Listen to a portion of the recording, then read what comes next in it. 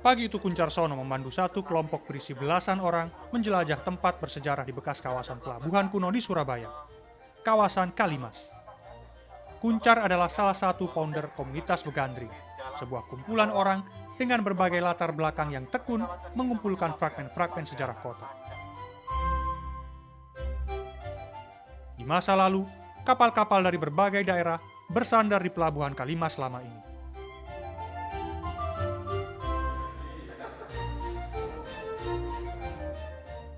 Mereka membawa rempah-rempah, bahan pangan, sampai kayu cendana dan gaharu.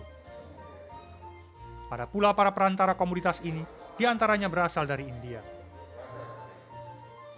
Pergudangan dibangun di sana untuk menyimpan komoditas tersebut. Ini adalah Menara Pabean, yang dulunya berfungsi sebagai kantor kepabeanan.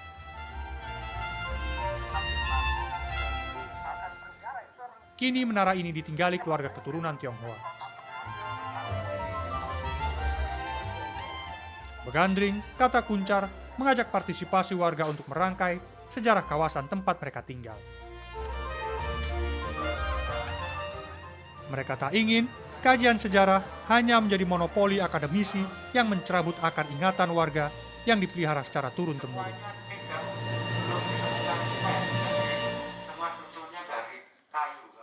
Jadi harus melakukan pelibatan warga dan tidak hanya menjadi penonton, dia juga harus terlibat di dalam proses. Itu karena kalau kita tahu sejarah itu kan tahu kita itu siapa, leluhur kita siapa, lah terus ke depan tuh kehidupan kita kayak gimana itu bisa tahu seperti itu. Dan Oma kadang-kadang Oma belajar sejarahnya lewat buku. Oh, oke. Jadi karena belajar sejarahnya lewat buku, terus kemudian sekarang Kita buktikan. beneran nggak sih ada yang di buku gitu ya? Dengan partisipasi publik, sejarah kawasan bisa terus digali dan dijaga. Tak heran, warga dengan tangan terbuka mengizinkan kami mengeksplorasi tempat ini, termasuk rumah mereka yang menjadi bagian dari sejarah. Di tengah trip, kami dijamu oleh salah satu keluarga keturunan Arab di Kampung Margi, merasakan minuman khas yang masih mereka pertahankan, yaitu kopi dicampur dengan rempah. Kopi dan rempah ini merupakan hasil dari perpaduan budaya dan juga jalur rempah yang sudah eksis sejak ratusan tahun yang lalu. Bukan hanya kopi, begitu kita masuk, aroma dupa dan kemenyan yang juga salah satu komoditas dari jalur rempah juga masih tercium di rumah ini dan terus dilestarikan. Yang punya kapal. Kapalnya masuk ke apa ya?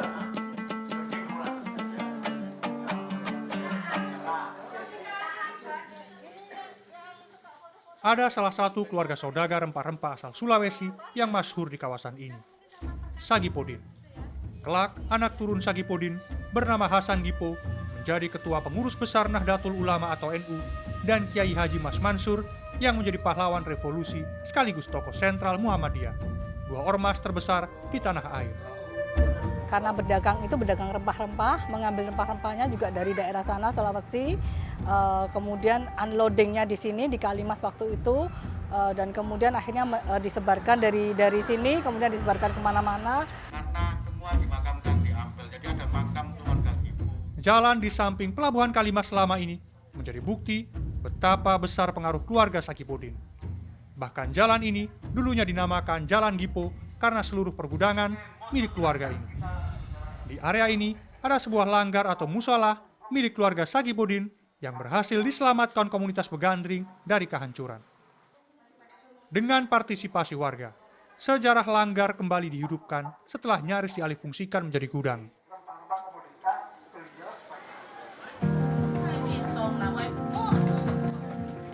Kayu manis.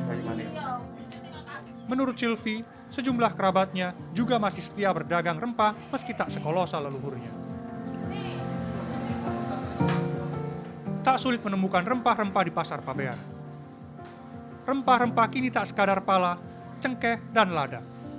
Di pasar yang dibangun pada 1849 itu, Anda akan mudah mendapati beragam rempah-rempah. Toko ini dibuka insya Allah sekitar tahun 80-an sama saya punya kakek dan dilanjutkan oleh anaknya dan saya lanjutkan. Saya termasuk generasi ketiga. Di kawasan ini, jalur rempah termanifestasikan dalam bentuk-bentuk lain, bukan sekedar perdagangan, bukan pula sebatas garis-garis imajiner. Kawasan ini semacam estate jalur rempah. Ada pelabuhan, ada kepabeanan, pergudangan, pasar, sampai permukiman. Para pelaut dari India, Arab, Tiongkok sampai Eropa, begitu juga dari berbagai daerah di Nusantara, lambat laun memilih menetap.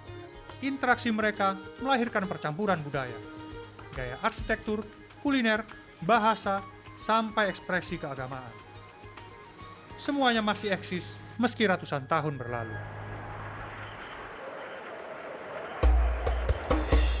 Kuncar lantas mengajak saya ke komplek Masjid Ampel, tak jauh dari kawasan Kalimas. Di salah satu gapura kunonya, terdapat relief komoditas jalur rempah. Nah ini salah satu temuan kita, bukti arkeologi tertua di Surabaya. Ini simbol rempah, cengkeh.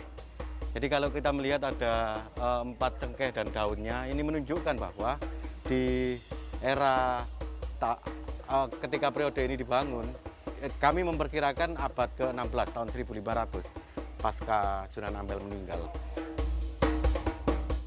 Era Wali Songo relief tanaman digunakan untuk menggantikan relief manusia dan binatang.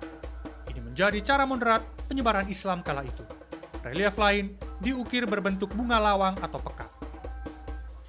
Komoditas ini berasal dari Tiongkok, yang artinya berabad lampau sudah terjadi pertukaran komoditas antara pedagang lokal dengan Tiongkok.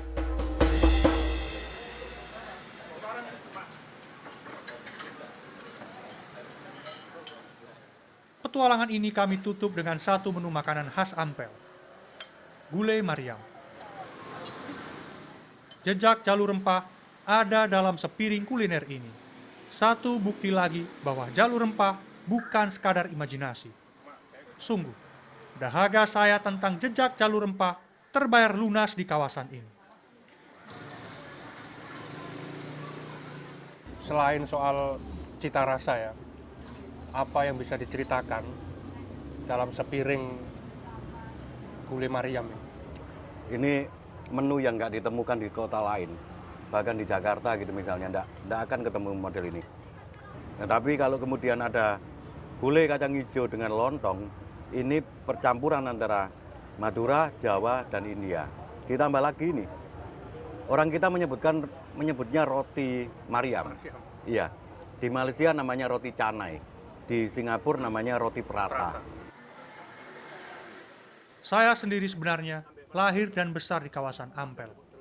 Kakek buyut saya keturunan India. Ayah saya Jawa dan ibu saya peranakan Tionghoa generasi kedua. Pernikahan antar etnis bukan hal aneh di kawasan ini. Dari Kupang ke Surabaya kami berlayar bersama. Perjalanan ini mulai dari Kupang, pelayaran, sampai tempat asal saya, membawa saya pada pemahaman bahwa sejarah tak akan pernah putus. Semua meneruskan jejak, menorehkan sejarah dengan ingatan dan caranya masing-masing. Saya tertawa, rempah-rempah budaya kita jadi warisan dunia. Rasa sayang sayangi, lihat dari jauh. Rasa sayang sayangi, lihat dari jauh. Rasa sayang sayangi.